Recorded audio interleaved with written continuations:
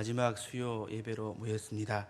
한 해를 기억 돌아보시면서 올 한 해를 어떻게 보내었고 또 2016년 새해는 우리가 어떠한 마음으로 살아가야 할지 함께 은혜 나누기 원합니다. 효과적인 부르심을 받은 자에게 이 생에서 얻는 유익이 칭의, 양자, 성화라고 세 가지를 말씀드렸습니다. 그리고 오늘은 36문, 그리고 또한 현재의 의롭다 하심과 양자 삼으신 것과 거룩하게 하심에서 함께 받는 유익과 여기에서 나오는 유익은 무엇인가 라는 36문으로 함께 은혜 나누며 로마서 8장의 말씀으로 함께 보기 원합니다. 우리가 현재에서 의롭다 하심과 양자 삼으신 것과 거룩하게 하심에서 함께 받는 유익과 여기에서 나오는 유익은 하나님의 사랑을 확실히 아는 것과 양심의 평안과 성령 안에서 얻는 즐거움과 은혜의 증가함과 끝까지 견디는 것이라고 말합니다. 그래서 이것을 한 단어로 요약하면 견인이라고 말하죠. 견디고 인내하는 것입니다. 첫 번째 우리가 볼 것은 바로 우리가 하나님의 사랑을 확실히 아는 것이 우리 가운데 먼저 있어야 한다는 것입니다. 제가 지난번 설교 때 말씀드린 부모님께 혼나고 맨날 도망가는 것이 어디였냐면 계집이었습니다. 그리고 그 다음번에 또 도망갈 일이 생겼는데 동네 어른들이 전부 저를 보고 장난을 쳤습니다. 니는 낙동강 똥다리 밑에서 주워왔다 이렇게 말했어요. 그래서 저는 진지한 마음으로 부모님께 가서 엄마 내 진짜로 다리 밑에 주워왔나? 엄마가 밥 하신다고 바쁜가? 그래 이렇게 얘기하시는 거예요. 그래서 저는 조금 더 심각해졌습니다.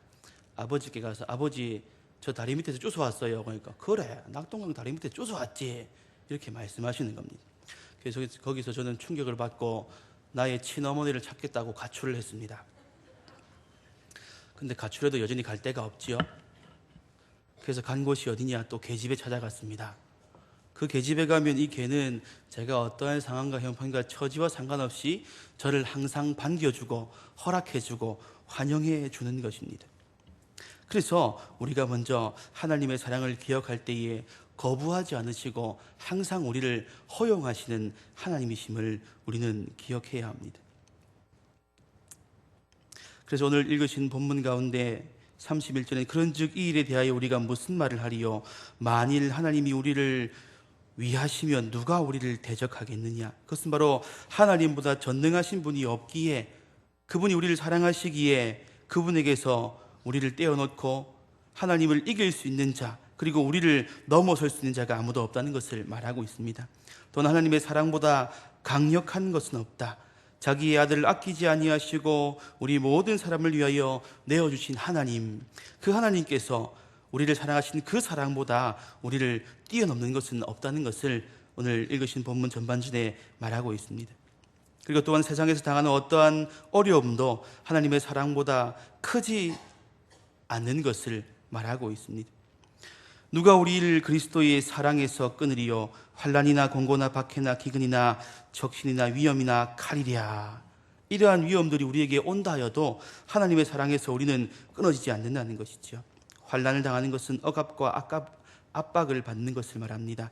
곤고는 극한의 고생을 당하는 것, 박해는 핍박을 받는 것, 기근은 배고픔과 굶주림을 당하는 것, 적신은 벌거벗음 빈곤입니다.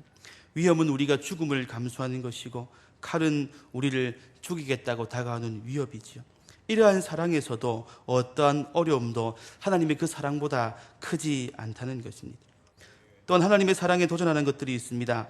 오늘 읽으신 본문 38절에 내가 확신하노니 사망이나 생명이나 천사들이나 권세자들이나 현재일이나 장래일이나 능력이나 높음이나 깊음이나 다른 아무 피조물도 우리를 우리 주 그리스도 예수 안에 있는 하나님의 사랑에서 끊을 수 없다라고 말합니다.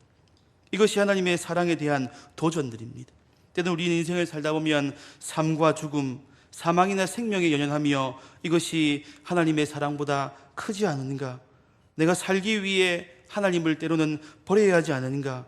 죽음 앞에서 우리가 하나님을 모른 채 하지 않는가? 갈등하고 고민할 때가 있지만 그것이 하나님의 사랑보다는 크지 않다는 것입니다. 영적인 힘이나 능력들이 있습니다. 바로 천사나 귀신의 능력, 권세, 이런 것들이 우리를 하나님의 사랑에서 끊으려고 할 때에 우리는 그것보다 더욱더 하나님의 사랑이 크고 완전한 것임을 기억해야 한다는 것이지요. 때로는 시간들이 우리를 떼어놓으려 할 때도 있습니다.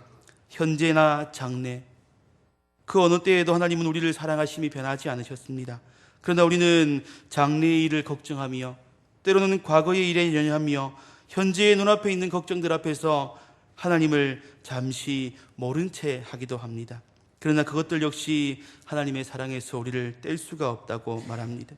또한 공간적인 것을 말합니다. 읽으신 본문 높음이나 낮음, 이것은 천문학적인 단어라고 주석에 나와 있는데, 아무리 높은 별, 아무리 낮은 곳, 그 어느 곳에 있든지 우리는 하나님의 사랑에서 도저히 멀어질 수 없음을 말하고 있습니다. 또는 아무 피조물, 도전할 수 없는 그것들, 하나님의 사랑에 아무것도 도전할 수 없는 이유들은 바로 그것을 지으신 분이 하나님이시며, 그 모든 것들, 삶과 죽음과 영적인 것이나 시간이나 공간이나 이 모든 피조물 자체가 하나님께로부터 창조된 것이기 때문에, 그들은 피조물이기 때문에 그 하나님의 권위에, 그 사랑에 도전할 수가 없다는 것입니다. 삶과 죽음을 주관하시며 천사와 귀신의 능력, 그 권세를 주장하시는 하나님, 그리고 미래와 현재와 장래의 시간을 주관하시는 하나님, 공간과 장소와 모든 곳에 계시는 그 하나님의 그 사랑이 우리를 끊을 수 없는 사랑으로 붙들고 계신다는 것입니다. 왜 우리를 사랑하실까요? 그것은 오늘 읽으신 본문 앞절에 있는데요, 하나님께서 우리를 사랑하시기로 정하셨기 때문입니다. 8장 29절, 30절 거기 보면 하나님이 미리 하신 자들을 또한 그 아들의 형상을 본받게 하기 위하여 미리 정하셨으니, 그리고 또 미리 정하신 그들을 부르시고 계속해서 이어지고 있는데요, 바로 아무 조건 없이 하나님께서 우리를 사랑하시기로 결정하셨기 때문에 우리의 이 땅의 그 어느 곳도 우리를 하나님의 사랑에서 끊을 수 없다는 것입니다.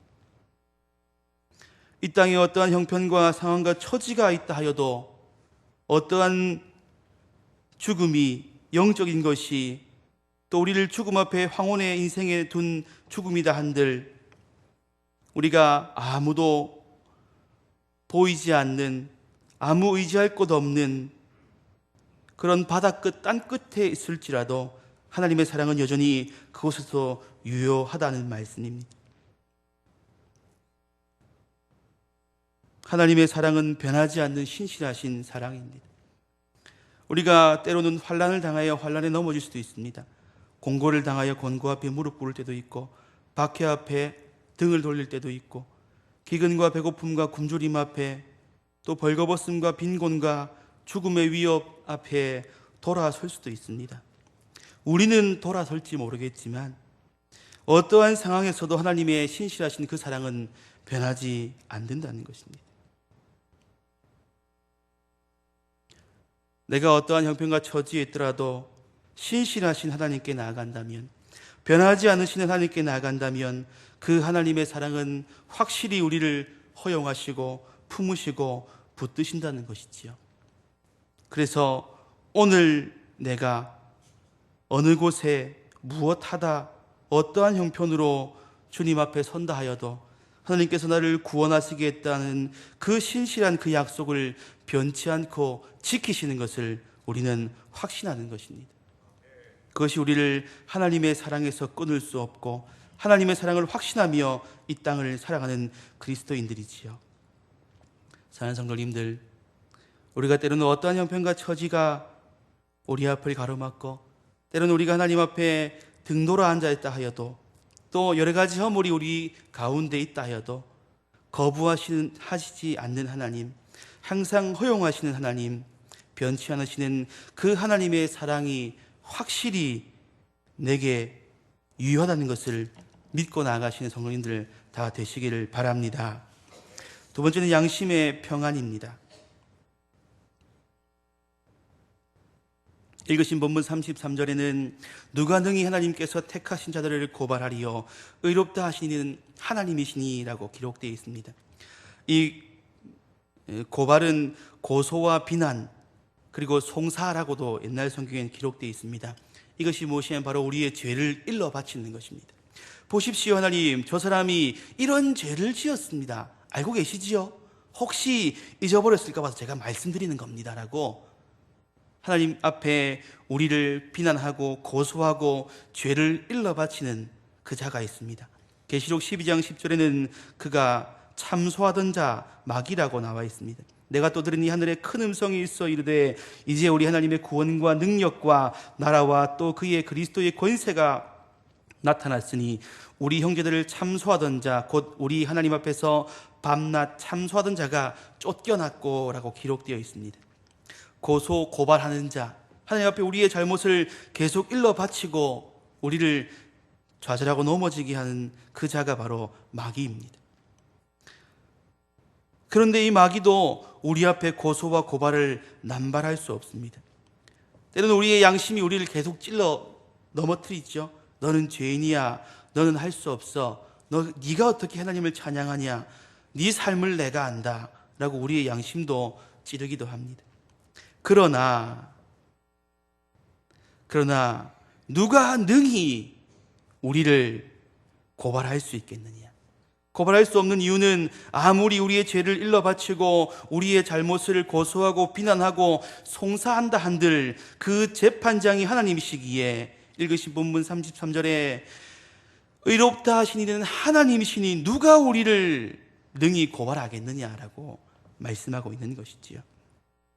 또 읽으신 본문 34절에는 누가 우리를 정죄하리요 죽으실 뿐 아니라 다시 살아나신 이는 그리스도 예수시니 그는 하나님 우편에 계신 자요 우리를 위하여 간구하시는 자니라 기록되어 있습니다. 정죄라는 것은 바로 우리의 죄를 유죄다 선언하는 것입니다. 너는 죄인이다. 너는 형벌을 받아야 한다. 그것을 선언하는 자입니다. 우리가 죄 있다, 죄인이다, 나쁜 놈이다 하고 하는 것이지요. 그런데 그렇게 할 수 없는 이유가 있습니다. 또 누가 우리를 정죄하겠느냐? 할 수 없는 이유는 바로 하나님께서 보좌 우편에 앉으셨기 때문입니다. 그분이 우리의 심판자가 되시는데 그분께서 우리를 죄 없다, 의롭다 그렇게 말씀하셨기 때문에 우리를 정죄할 수 없고 죄인이라 말할 수 없습니다. 또한 우리가 혹 설령 연약함으로 넘어지고 실패한다 해도 우리를 위하여 간구하시는 중보자 그리스도가 계시기에 우리는 이 정죄 가운데서 양심의 평안과 자유를 누릴 수가 있는 것입니다. 요한복음 16장 33절에는 이것을 너희에게 이르는 것은 너희로 내 안에서 평안을 누리게 하려 함이라. 세상에서 너희가 환난을 당하나 담대하라. 내가 세상을 이기었노라 라고 예수님께서 십자가의 죽으심과 부활을 제 아들에게 말씀하신 이후에 그들이 담대해야 할 이유가 무엇이냐? 너희가 좌절하지 않고 내가 십자가에 죽는다 해도 너희가 포기하지 말아야 할 이유가 무엇이냐? 그것이 바로 십자가의 권세, 보혈의 능력이지 않느냐? 그것으로 말미암아 너희가 정하여졌고 너희가 평안을 누릴 담대한 이유이지 않느냐라고 예수님께서 말씀하셨습니다. 그래야 우리가 찬송할 수 있습니다. 찬송가 412장에는 내 마음속에 솟아나는 이 평안은 깊이 묻힌 보배로다.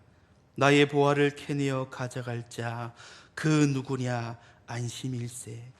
아무도 이 예수 그리스도의 사랑 그 확신과 믿음을 우리 가운데 빼앗아갈 수 없는 것이지요.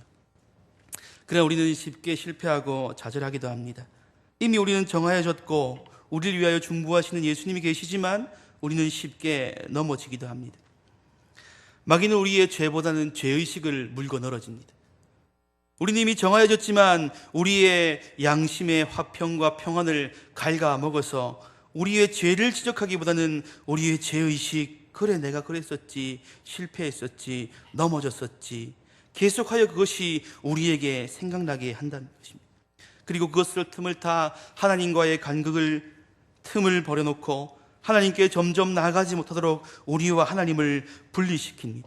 그래서 우리를 점점 불안으로 염려와 좌절로 우리를 파괴해 나가는 것이지요. 다윗도 우리아의 아내를 범하여 죄를 지었습니다. 그리고 그 마음 가운데 아무런 죄의식 없이 살았지요. 그런데 나단 선지자가 다윗에게 가서 그 죄를 지적하였습니다. 그러자 그는 어떻게 합니까? 회개하지요.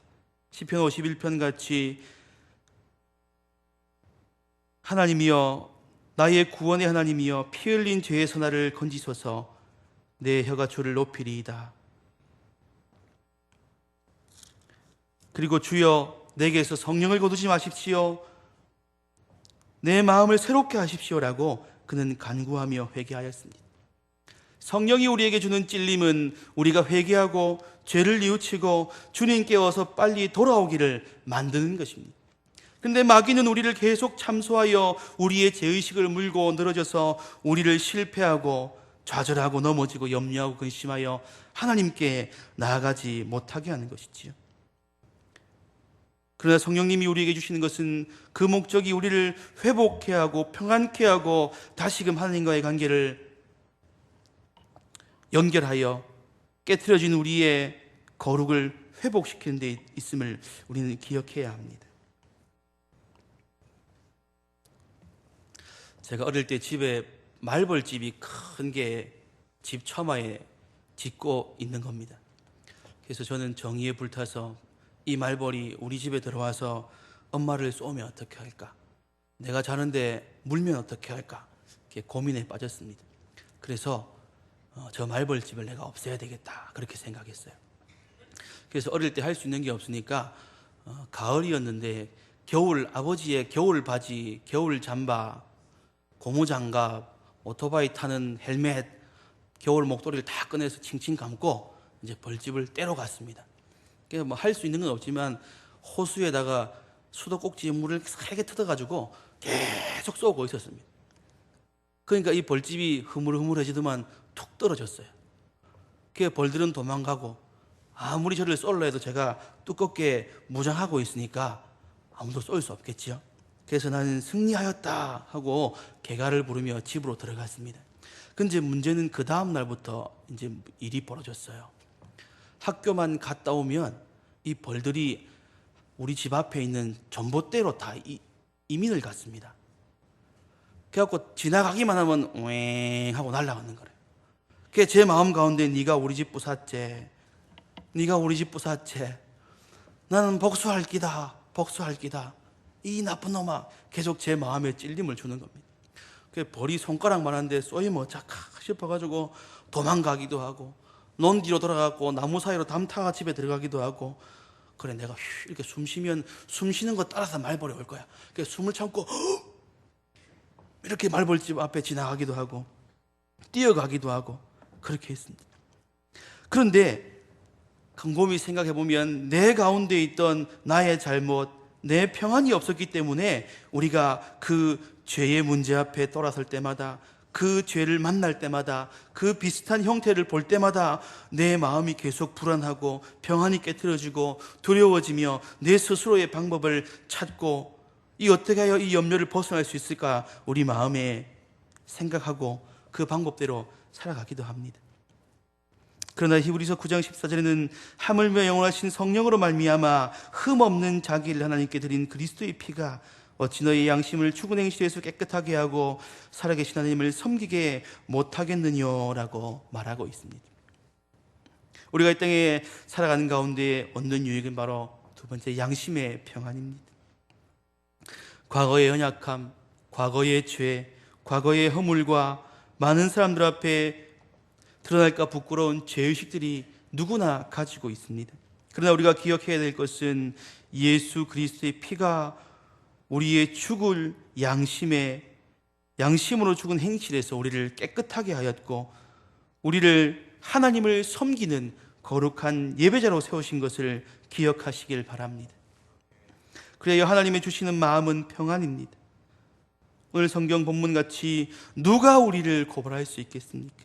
누가 우리를 정죄할 수 있겠습니까? 아무도 고발할 자가 없습니다.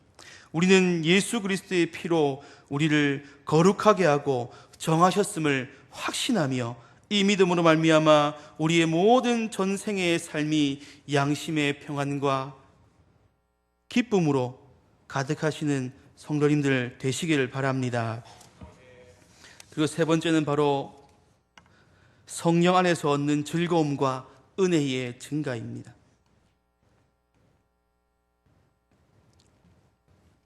아이가 태어나면 자라야 합니다. 아이가 태어난 지 1년이 되고 2년이 됐는데도 여전히 키가 크지 않고 품속에서 계속 자라고, 5년이 되고 10년이 됐는데도 밥을 먹지 않고 우유만 먹고 누워서 잔다면 그것은 바로 부모에게 근심과 걱정이 될 것입니다. 우리가 그리스도 안에 새 사람이 되었다면 성령 안에서 여러 가지 열매 맺는 삶들을 살아가야 합니다. 성령 안에서 맺는 열매들은 바로 온전한 그리스도의 모습을 닮아가는 것입니다. 그래서 우리가 이전에 좋던 것들, 이전에 즐기던 것들, 그것이 아무런 가치가 없는 것이 됩니다. 우리 초등학교 때 유행했던 것이 뭐냐면 고무딱지입니다. 고무딱지. 고무딱지를 동그란 것도 있고 모양도 있고, 이래서 땅에 줄을 꺼놓고 던져가지고 내가 더 가깝다, 이래서 뺨을 재서 따고 이래서 집에 갈 때는 한 보따리 따갑니다. 구슬도 유행했어요. 구슬치기 이렇게 하고, 따보면 호주머니에 체육복 바지가 내려간 줄도 모르고 호주머니에 넣어가지고 집에 돌아갑니다. 그런데 그것이 성장 이후에는 아무 의미가 없습니다. 중학생이 되고 고등학생이 되는데 아직까지 구슬치기 하고 딱지 따먹게 하면 동네 사람들이 욕하죠. 니는 고등학생이나 된 놈이 무슨 아들이라는 딱지치기 하고 고무치기 하고 구슬 따먹기 하냐. 아무 의미가 없습니다. 이전에 옛사람들은 초상집에 가서 밤새도록 화투 쪼고 있던 게 기쁨이 될 수도 있습니다. 예전에는 노래방 가고 술 마시고 막년에다 신년에다 친구들과 어울리는 것이 좋을 때도 있습니다. 그러나 이제 그리스도 안에 새 사람이 되었다면 우리 안에 성령 안에 얻는 즐거움과 은혜의 증거가 있을 수밖에 없지요. 그래서 이전에 하던 것이 아무 의미 없고 가치 없는 것이 됩니다. 세상 사람들을 만나서 술 마시고 즐기던 것들, 그것이 아니라 우리 성도들을 만나며 예수 그리스도 안에 은혜를 나누며 하나님을 함께 찬양하며 함께 웃고 기도하는 것이, 격려하는 것이, 품어주는 것이 그리스도 안에 교제와 유익과 참 기쁨으로 바뀌는 것이지요. 그래서 우리의 가치관은 이제 바뀝니다. 로마서 14장 17절에 하나님의 나라는 먹는 것과 마시는 것이 아니요 오직 성령 안에 있는 의와 평강과 희락이니라 라고 말씀합니다. 그래서 우리는 갈라디아서의 말씀처럼 이전의 삶을 버리고 죄된 삶을 버리고 성령의 열매, 사랑과 희락과 화평과 오래 참음과 자비와 영선과 충성과 온유와 절제의 열매들이 우리의 삶 가운데 점점 맺혀가는 것이 기쁨이 되어야 한다는 것이죠. 그래서 이전에는 이것이 세상 것이 즐거움이었는데 아니야, 이제는 남을 돕고 하나님의 성품을 닮아가고 다른 사람을 사랑하고 자비를 베풀며 온유하고 절제하는 것, 성도와 함께 기뻐하며 교제하는 것이 참 기쁨으로 바뀌는 것이 바로 성령 안에서 얻는 즐거움과 은혜의 증거가 되는 것입니다. 그리고 마지막은 바로 끝까지 굳게 참는 것입니다. 오늘 우리가 누가 우리를 대적할까? 누가 우리를 고발할까? 누가 우리를 정죄할까? 누가 우리를 하나님의 그리스도의 사랑에서 끊을까? 아무도 그렇지 못한다고 말했습니다. 그런데 생각해 보시면요, 환난, 곤고, 박해, 기근, 적신, 위험, 칼, 이런 것은 우리가 감당해야 될 일들입니다. 그리고 하나님은 그들보다 권세가 높으셔서 주관하고 계시지만 때로는 사망이나 생명이나 천사나 권세자들이나 현재나 미래나 걱정과 근심들, 능력이나 높음이나 기쁨이나 여러 가지 피조물들이 우리를 위협하며 삶 가운데 실질적으로 부딪힐 때가 있다는 것이지요. 때로는 포기하고 싶은 마음도 있습니다. 아무리 믿음이 좋다고도 과연 내 믿음이 참일까? 과연 내가 믿는 것이 바로 믿는 것일까? 세상 사람들처럼 저렇게 사는 것이 진짜 기쁨인데 나도 저렇게 한번 살아봐야 되겠다라고 우리 마음 가운데 의심이 생기기도 합니다. 아니면 우리가 환난을 너무 당하여 곤고를 당하고 박해를 당하고 기근을 당하고 적신과 위험과 칼의 죽음의 위협을 당하여서 때로는 그것 앞에 무릎 꿇고 포기하고 싶을 때도 있습니다. 그러나 우리가 결국 이기는 이김은 우리에게서 나오는 것이 아니라는 것이죠. 끝까지 참는 것, 그 참음을 가능하게 할 수 있는 것은 바로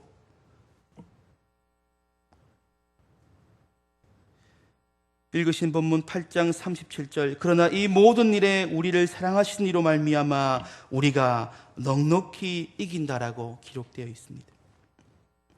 내가 환난을 당하고 공고를 당하고 박해와 기근과 적신과 여러 가지 위험과 칼의 죽음의 염려를 감당하는 것 같지만, 그리고 실제로 우리가 그것을 당하고 때로는 실패하기도 하고 때로는 좌절과 포기하기도 하지만, 결국 이 모든 이김을 가능하게 하시는 것은 바로 우리를 사랑하시는 이 하나님의 은혜로 말미암아 우리는 이기며 나갈 수 있다는 것입니다.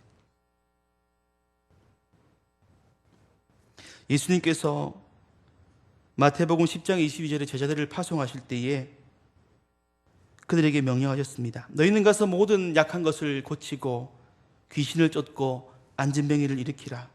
그리고 천국이 가까이 왔음을 너희는 나가서 외치라. 그리고 말씀합니다.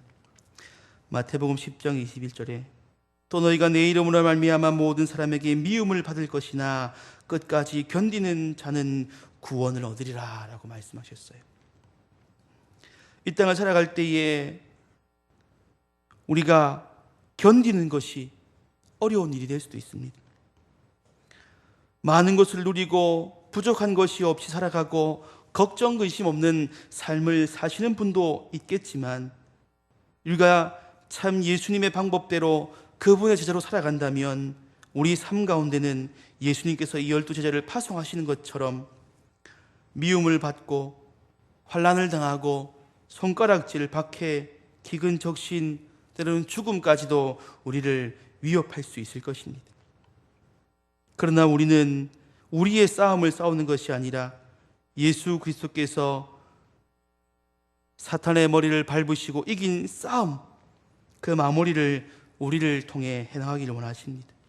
그래서 우리가 세상과 타협하지 않고 세상 가운데 실패하지 않고 넘어지지 않는 이유는 바로 예수 그리스도, 그분께서 우리를 사랑하시기 때문에, 하나님께서 우리를 사랑하시기 때문에 그 사랑하시는 사랑으로 말미암아 우리는 넉넉히 이기며 나아갈 수 있는 것입니다. 우리 2015년도를 한번 돌아보십시오. 때로는 우리가 아무 생각과 아무 거치는 것 없이 살아왔지만, 우리가 참으로 믿음을 지키고 신앙생활을 하고 주의 말씀을 쫓아 살아간다면 하루하루의 삶이 견디는, 그냥 하루하루 버티는 삶이라고 표현하는 것이 더 맞을 것입니다. 부족한 것 없이 먹고 마시고 삶 가운데 거치는 것이 아무것도 없이 그렇게 살아간다면 우리는 끝까지 굳게 참고 인내하며 믿는 것이 아닙니다. 환난이 닥쳐오고 곤고가 오며 박해와 기근과 여러 가지 위험한 일이 우리에게 닥쳐올 때에 우리는 그것 앞에서 할 수 있는 것이 아무것도 없어 엎드려 하나님 도와주십시오. 내 삶을 아시지 않습니까? 눈물 나고 고통하고 포기하고 싶은 그것 가운데 겨우겨우 하루를 버티며 견디며 살아가는 삶, 그것이 바로 이 땅 가운데 그리스도의 참된 모습이 아닐까 싶습니다. 그래서 때때로 고난당하나 때때로 기쁨 누리는 그 삶이 우리 가운데 끝까지 참아내는 하나님의 사랑의 삶이 되어가는 것입니다. 이제 2015년도를 마무리하고 2016년도를 새롭게 시작하려 하고 있습니다. 그런데 우리가 기억해야 될 것은 올 한 해를 마무리할 때에도, 그래, 하나님의 사랑이 나를 인도하셨구나. 그 어떤 위험과 어려움과 아픔이 있고 문제가 있었지만 하나님의 사랑에서 끊어지지 않고 내가 지금껏 온 것은 바로 우리를 사랑하시는 이로 말미암아 우리가 넉넉히 이겼기 때문이라고 고백할 수 있어야 합니다. 또한 2016년도를 시작하실 때에 어떻게 하면 내가 올 한 해는 잘 살 수 있을까? 성공할 수 있을까? 다른 사람 위에 올라갈까?